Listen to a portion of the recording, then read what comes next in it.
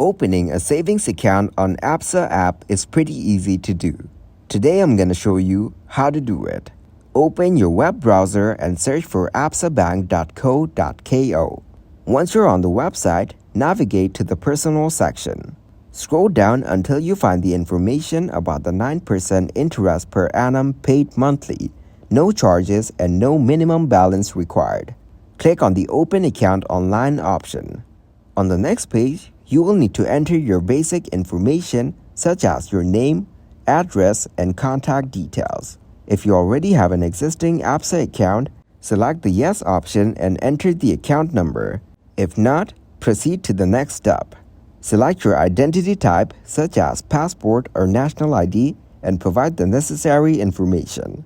Enter your personal and financial details as required. Upload the required documents for identity verification. Review the application summary to ensure all the information is correct. Fill in the account details, such as the type of account you want to open and the initial deposit amount. Finally, click on the Continue button to submit your application.